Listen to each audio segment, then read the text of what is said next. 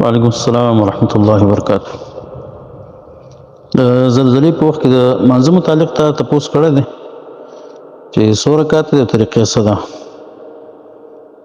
نو جواب د دې دا دی چې که دا زلزله ده او که دا نور حالات دي داسې چې هغه آسماني آفتونه وي او د عذاب یو شکل وي، نو په هغه کې مونځ کول دا مستحب دي. د نور د تندر یا سپوږمۍ تندر په وخت کې خو صریح احادیثو کې راغلي دي، خو زلزله شوه او نور داسې توپانونه شو، سختې هواګانې شوې چې هغه نقصانات کوي یا سیلابونه شو، په دې وخت کې مونځ کول دا مستحب دي. او دلیل اگر چې د علي رضی الله عنه دې باره کې یو روایت راغلی خو هغه صحیح نه دی چې هغه ګنې زلزلې په ټیم کې مونځ کړی و.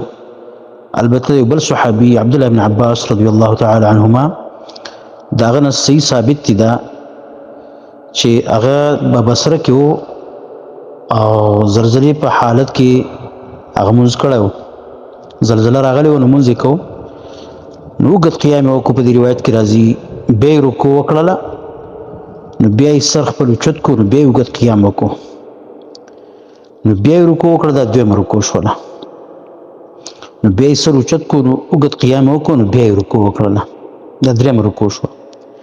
د هغې نه وروسته بیا چې رکوع نه راپورته شو نو سجدې له بیا لاړ، سجدې وکړه او بیا دویم رکعت ته پاڅېدو، نو په هغې کې هم دقسې طریقه وکړله. په دویم رکعت کې هم دغه 3 رکوعګانې وکړې، دا ټولې 6 رکوعګانې شوې او ټولې 4 سجدې شوې، 6 رکوعګانې او 4 سجدې، په هر رکعت کې 3 رکوعګانې او 2 سجدې دا یې وکړلې. بیا عبدالله بن عباس رضی الله عنه وفرمایل هکذا صلاة الآیات، داسې عذابونه چې راشي، داسې نښې راشي، مصیبت راشي، نو د هغې هم دقسې مونځ دی. عبدالله بن عباس آخر کې وفرمایل.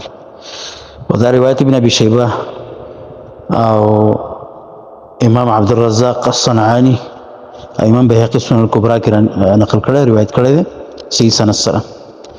امام بهقي فرمایي هو عن ابن عباس ثابت، دا د عبدالله بن عباس نه دا خبره ثابته ده، دا عمل دا ثابت دی. دا حافظ ابن حجر ته فتح الباري کې صحیح ویلي.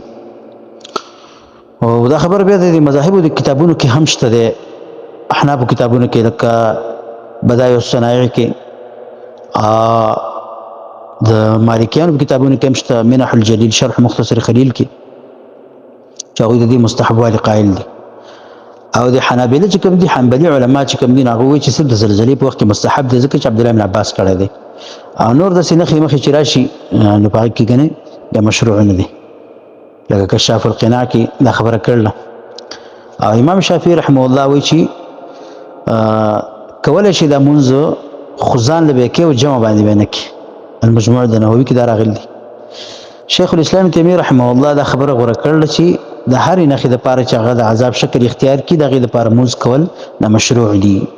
فرمایي وتصلى صلاة الكسوف لكل آیة، کسوف دا مونځ به کېږي د هر نښې دپاره. د هغه ذهن په نسبت باندې دا خبره ده چې دا کوم مونځ چې عبدالله بن عباس کړی دا د کسوف د مانځه په شان دی. اگر که په هغې کې په کسوف په مانځه کې د نور د تندر د مانځه کې صحیح ترین روایت چې کوم دی نو هغه دا دی چې هغه صرف 2 رکوعګانې دي. او دا زلزلې په وخت کې عبدالله بن عباس روایت چې کوم مونږ ذکر کړو نو دې کې خو 3 رکوعګانې راغلي دي. اگر چې د کسوف باره کې نور روایت هم شته، مختلف رکوعګانې به کې هغې زیاتې به راغلي، لیکن صحیح روایت چې کوم ډېر زیات صحیح دي هغې کې نبی صلی الله علیه وسلم دغه 2 رکوعګانې په هر رکعت کې 2 رکعته مونځ کړی دی.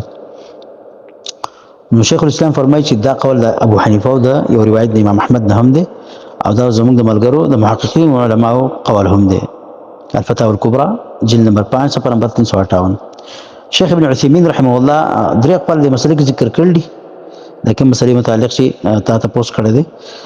نو وايي کوئی 3 قول دا دی چې د هر یری والا علامې د پاره به مونځ کېږي، د یری والا علامې د پاره یصلى لكل آیة تخفیف. بیا فرمایي چې وهذا الاخير هو اختیار شیخ الاسلام، دا 3 قول اخیری چې کوم دی دا د شیخ الاسلام ابن تیمیه رحمه الله یعنی غوره کړی دا قول. او له قوة عظیمة، شیخ ابن عثیمین فرمایي چې دې کې خلوی طاقت په دې قول کې پروت دی. وهذا هو الراجح، او راجح قول او مضبوط قول هم دا دی. دا خبره داغه الشرح الممتع جلد نمبر 5 صفحه نمبر 93 کې دا کړل. نو بهرحال خلاصه دا شو چې قول لا هغه مضبوط دی د کسن شیخ الاسلام تیمیه ویل دغه دوه رکعات مونږ دی په هر رکعت کې درې رکوګانې دي او دوه پکې سجدي دوه سجدي خو په هر مونږ کې دغه سي هر رکعت کې څنګه چې عام دوه سجدي موږ کوو په دغه طریقه باندې او څه خاص قرات په قرانه قل نه دی څومره چې وګت قرات کې دي چې عبد الله بن عباس دې وګت قیام کړی دی نو قرات په ډیر کړی دی نو دغه دغه متعلق خبره شو چې دا مون ثابت تشته دي زلزلې کې هم شته زلزلې نه علاوه نور داسې د یری حالت چې مثال نمګه ذکر کړ پای کې شته طریقې د قضا والله اعلم